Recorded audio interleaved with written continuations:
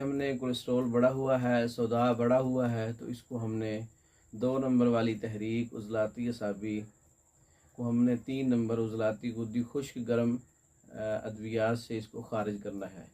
तो उसके लिए राई 50 ग्राम है, हंज़ल जिसको तुमा भी कहते हैं, कोड़ तुमा भी कहते हैं, उसका हंज़ल नाम है, तो उसको 50 ग्राम है, और गंधक आमला सार 50 ग्राम है।